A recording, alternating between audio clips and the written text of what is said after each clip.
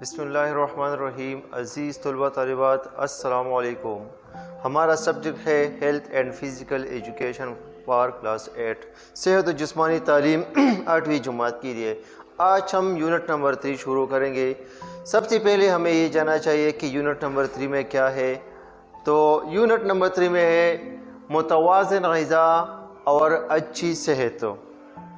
تو باب نمبر 3 میں آج ہم پڑھیں گے متوازن غذا اور اچھی صحت کے بارے میں۔ تو سب سے پہلے ہمیں یہ جاننا چاہیے کہ غذا کیا ہے۔ غذا کے بارے میں آج میں آپ کو بتاؤں گا کہ کھانے پینے کی چیزوں کو ہم غذا کہلاتی ہے۔ کھانے پینے کی چیزوں کو ہم غذا کہلاتی ہے۔ غذا انسانی جسم میں مندرجہ ذیل بنیادی اور اہم کام سر انجام دیتی ہے۔ غذا کے بغیر انسان کچھ نہیں کر سکتا۔ تو سب سے پہلا کام غذا کا کیا ہے؟ جسم کو توانائی مہیا کرنا۔ سب سے پہلے جسم کو توانائی مہیا کرنا غذا سے۔ جب ہم غذا کھاتے ہیں تو جسم کو توانائی مہیا کرتی ہے۔ دوسری نمبر پر آتی ہے نشو و نما میں کردار ادا کرتی ہے۔ نشو و نما میں کردار ادا کرتی ہے۔ جس طرح ہم اچھی غذا کھاتے ہیں تو کیا ہوتا ہے کہ جسم کو توانائی ملتی ہے، پھر اس کے بعد وہ نشو و نما میں اہم کردار ادا ہوتی ہے۔ تو تیسری نمبر پر آتی ہے مدافعاتی نظام کو فعال بناتی ہے۔ تو غذا کے ذریعے جب انسان اچھی غذا کھاتا ہے تو اس سے کیا ہوتا ہے؟ مدافعاتی نظام کو فعال بناتی ہے۔ انسان کا جو مدافعاتی نظام ہے وہ فعال ہوتی ہے اور اس کا جسم ہے وہ نشو و نما، اس کا جسم نشو و نما میں اہم کردار ادا کرتی ہے۔ چوتھی نمبر پر آتے ہیں جسم کو حرارت مہیا کرتی ہے۔ جسم کو حرارت مہیا کرتی ہے۔ اور پانچویں نمبر پر ہوتا ہے بابتوں کی مرمت کرتی ہے۔ یہ پانچ تو تھے، یہ تو کام تھے متوازن غذا کی۔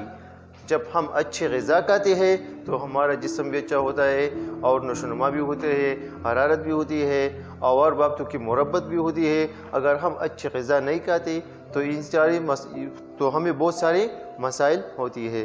اب ہم آتے ہیں متوازن غذا کی طرف۔ یہ تو تھی 5 باتیں غذا میں۔ اب ہم آتے ہیں متوازن غذا کے بارے میں۔ جب ہم متوازن غذا کھاتے ہیں تو اس سے کیا ہوتا ہے؟ ایسی غذا جس میں نشاستہ، لحمیات، حیاتین، نمکیات، چکنائی اور پانی مناسب مقدار میں موجود ہو تو اسے ہم متوازن غذا کہلاتی ہے۔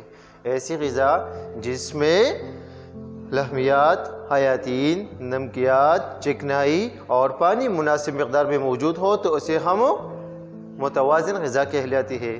ایسی غذا جس میں فیٹس، کاربوہائیڈریٹس سب موجود ہو تو اس میں ہم کیا کہتے ہیں؟ متوازن غذا کہلاتی ہے۔